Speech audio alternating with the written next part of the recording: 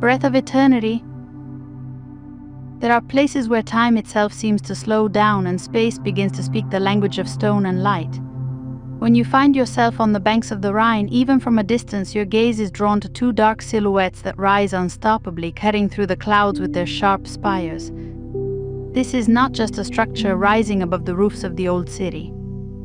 It is a dream embodied in granite, nourished for centuries by ambition's faith, and mysteries that reach deep into the ages.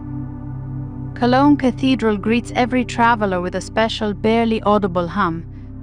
It is the voice of the wind, tangled in the endless labyrinths of stone lace, and the echo of the footsteps of millions of people who passed through here long before us.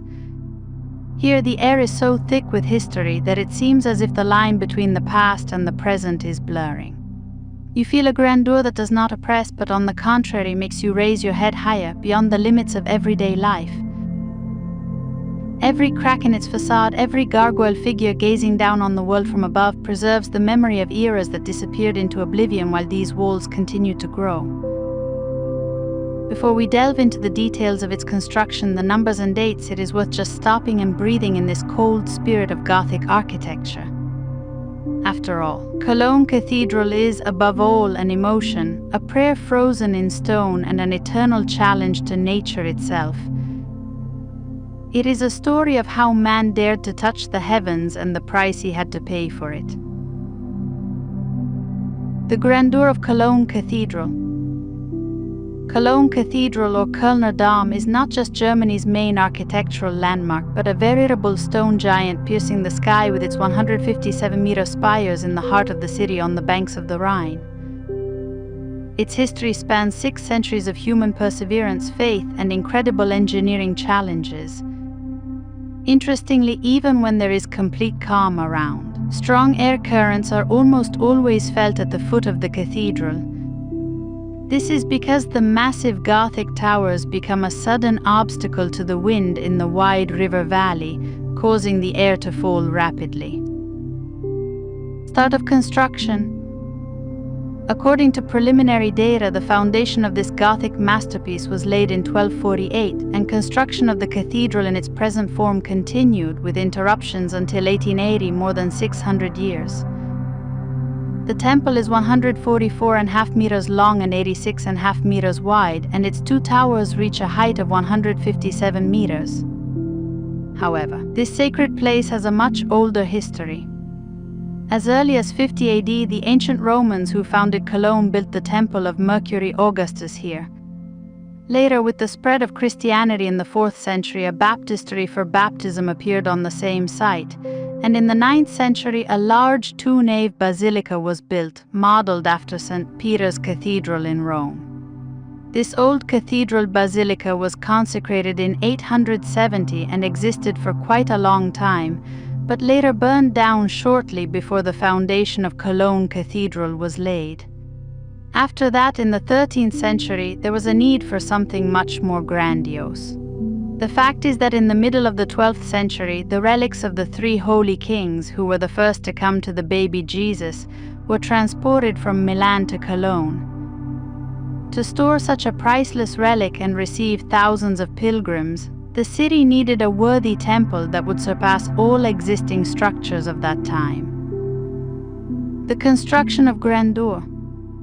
Master architect Gerhard, who began the construction, decided to abandon the Romanesque style that was common in Germany at the time and turned to French Gothic, taking the cathedrals in Amiens and Paris as models. The name Gothic appeared much later. It was the Renaissance art historian Giorgio Vasari who disparagingly christened medieval architecture with this name, considering it the creation of barbarian Goths. The cathedral was built extremely slowly due to the enormous costs involved.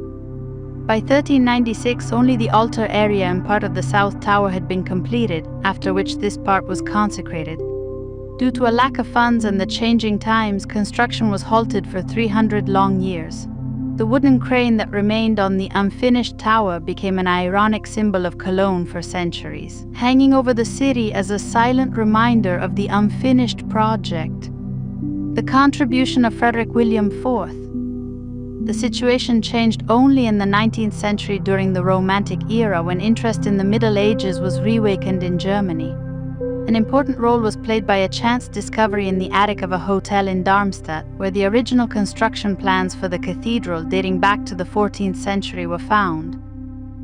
This inspired the Prussian King Frederick William Fourth to resume work in 1814. In addition to its cultural significance, there was also a political calculation behind this decision. The Protestant authorities of Prussia wanted to demonstrate their loyalty to the Catholic inhabitants of the Rhine region. In 1842, construction began for the second time. Money was collected throughout the country, in particular through special state lotteries. In today's money, the completion of the towers alone cost around 1 billion euros. When construction was finally officially completed in 1880, Cologne Cathedral became the tallest building in the world for several years, until it was surpassed by the Washington Monument in the United States. The interior of the cathedral is still impressive today. The central nave is 144 meters long, and the stained glass windows, some of which date back to the 13th century, fill the space with mystical light. Treasures of the cathedral. One of the treasures of the cathedral is the main altar. It is made of black marble with a solid slab more than 4.5 meters long forming the upper part. The front and sides are covered with white marble niches into which figures are inserted, with the coronation of the Virgin Mary in the center. Joan Halliday researched the iconography of the main altar in the cathedral. The most famous work of art in the cathedral is the Shrine of the Three Kings, commissioned by Philip von Heinsberg, Archbishop of Cologne from 1167 to 1191, and created by Nicholas of Verdun, begun in 1190. It is traditionally believed to contain the remains of the three wise men, whose relics were acquired by Frederick Barbarossa during the conquest of Milan in 1164. The reliquary is shaped like a large basilica church made of bronze and silver, gilded and decorated with architectural details, figurative sculptures, enamels, and precious stones, resembling a golden sarcophagus adorned with precious stones. The reliquary was opened in 1864 and found to contain bones and clothing. Near the sacristy is the Crucifix of Giro, a large crucifix carved from oak with traces of paint and gilding. It is believed to have been commissioned around 960 for Archbishop Giro and is the oldest large crucifix north of the Alps and the earliest known large freestanding northern sculpture of the medieval period. The Chapel of the Sacraments houses the Milan Madonna, a high Gothic carving depicting the Blessed Virgin and the infant Jesus. It was made in the workshop of Cologne Cathedral around 1290 as a replacement for the original, which was lost in a fire. The altar of the patron saints of Cologne, with an altarpiece by the international Gothic artist Stefan Lochner, is located in the Marienkapelle or Chapel of St. Mary.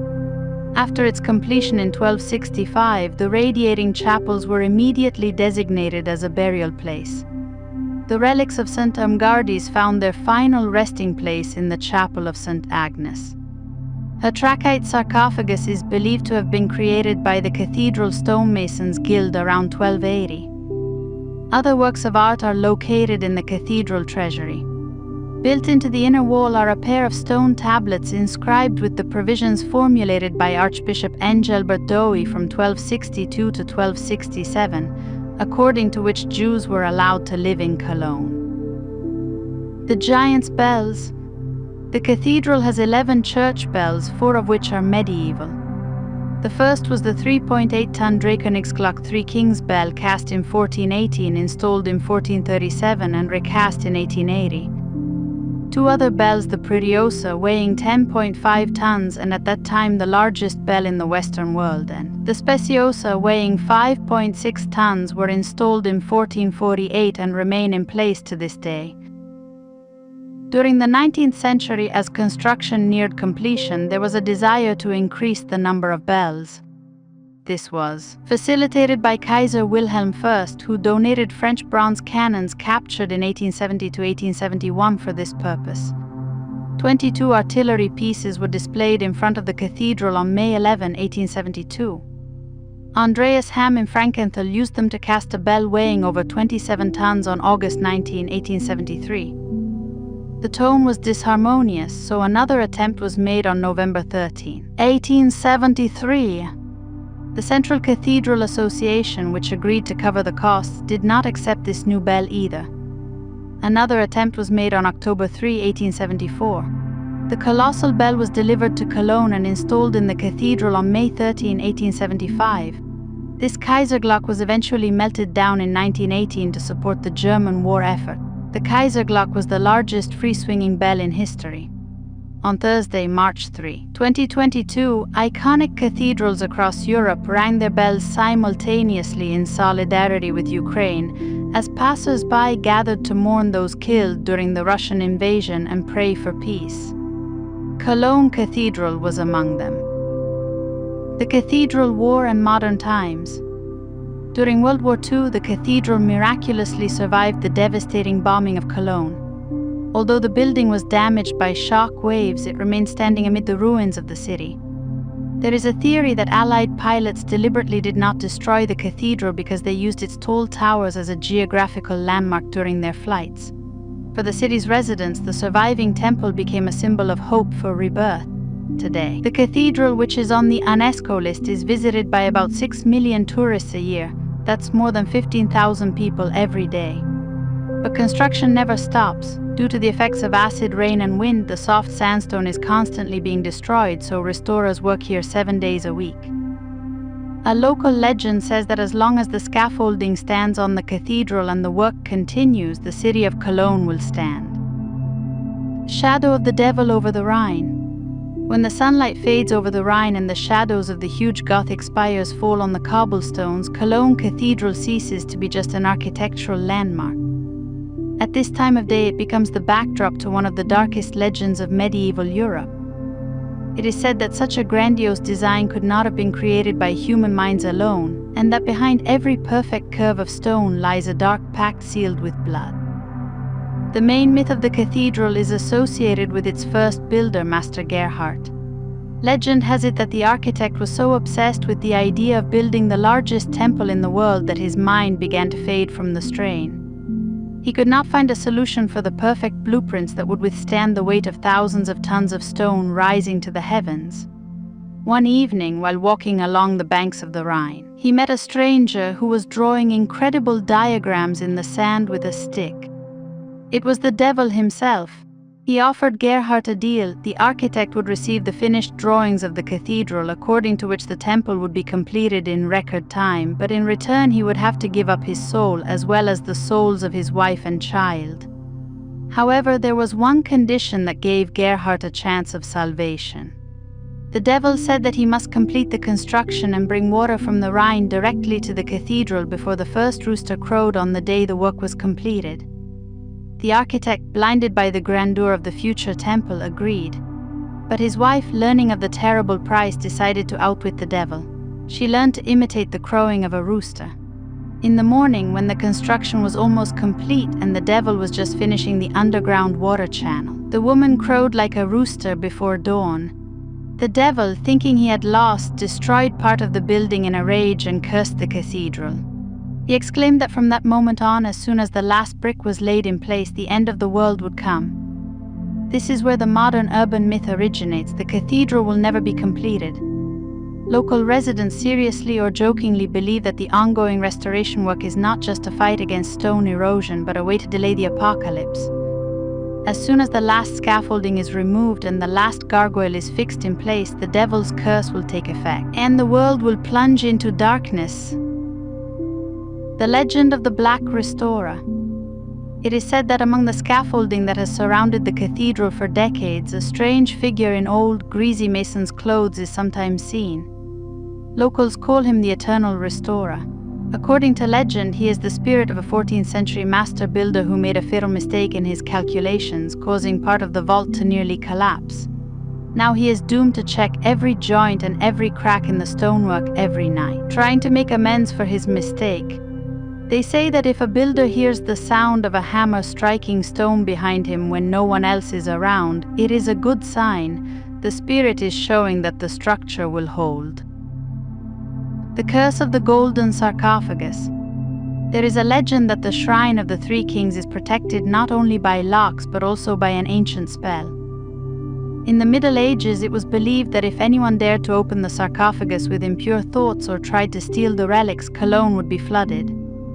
Interestingly, when the reliquary was finally opened for research in 1864, for the first time in 600 years, the city was hit by an unprecedented flood. The Rhine burst its banks so badly that it flooded part of the old town. Coincidence or not, since then the opening of the sarcophagus has been accompanied by great fear among local residents. The mystery of the windows from hell.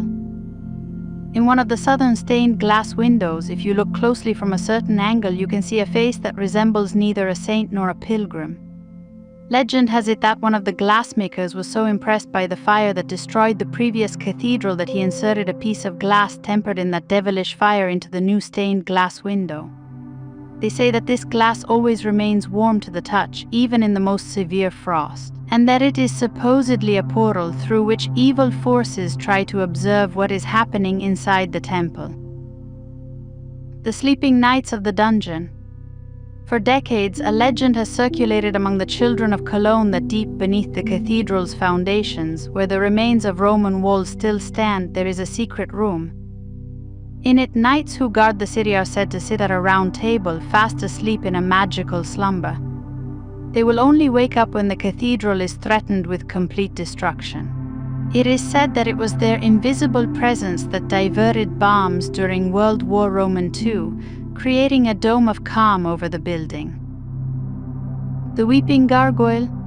Among the hundreds of stone monsters on the facade, there is one gargoyle that stands out. Unlike the others, which look terrifying, this one looks sad.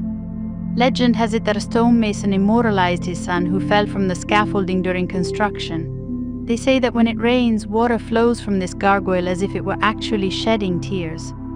And anyone who washes their face with this water will be protected from accidents at height. The legend of the cathedral mouse and eternal gratitude. Among the endless number of stone figures, chimeras, and saints on the walls of the cathedral, there is a small, barely noticeable figure of a mouse. Legend has it that during the Great Famine in the Middle Ages, when the city's granaries were empty and people began to despair, one of the stonemasons noticed a mouse that brought several grains of wheat to the cathedral every day. The master followed it and found a forgotten Roman warehouse with grain hidden deep in the dungeons under the foundation. This saved the city from starvation. As a token of gratitude, the stonemason carved a small mouse on the wall of the cathedral. They say that whoever finds it among thousands of ornaments and touches it will never know poverty, and their home will always be full. The curse of the crane on the South Tower. The wooden crane, which stood on the South Tower for over 3 centuries, became the object of genuine superstitious fear. When construction stopped in the 16th century, many tried to remove the crane to use the wood for heating or other needs. However, everyone who tried to do so died under strange circumstances. Some fell from dizzying heights, while others simply had their hearts stop as soon as they touched the ropes. Rumors spread throughout the city that the devil, having lost a bet to the architect, personally sealed the crane as a symbol of the defeat of human ambition. Over time, the people of Cologne became so accustomed to it that when it was finally removed in the 19th century to complete the tower, many older residents cried, believing that the city had lost its magical protection. The ghost of Master Gerhard and his fall. Historically, the first architect of the cathedral, Master Gerhard, did indeed die during construction, falling from the scaffolding under unexplained circumstances.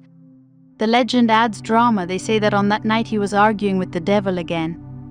The devil mocked him, claiming that the cathedral would never be perfect.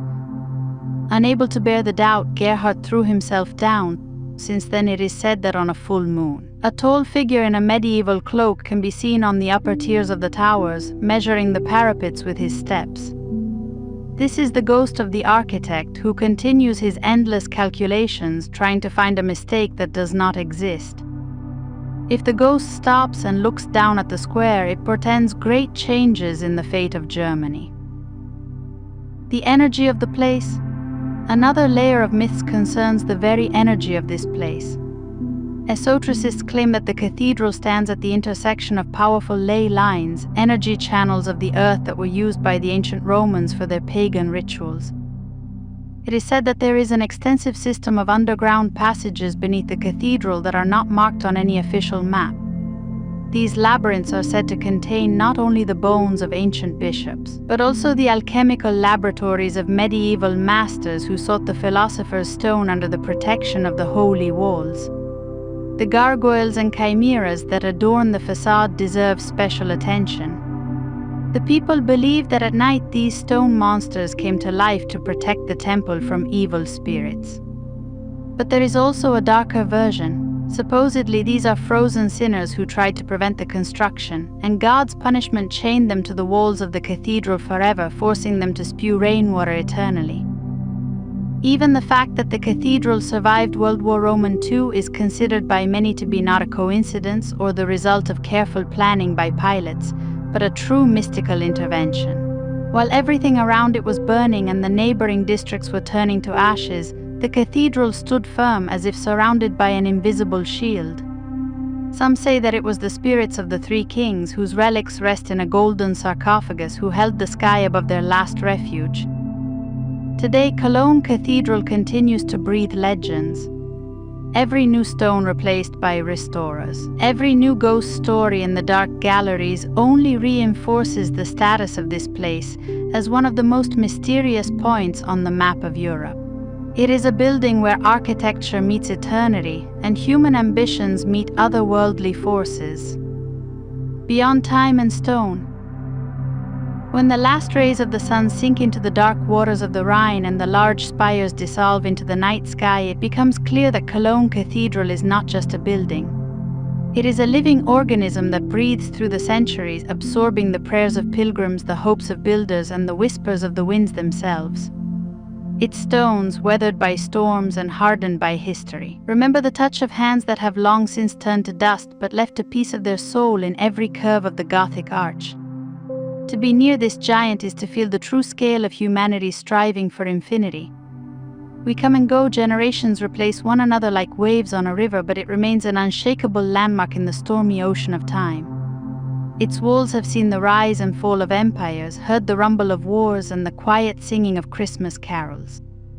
Every glimmer of light on the ancient stained glass windows encodes the memory that true beauty is never truly complete.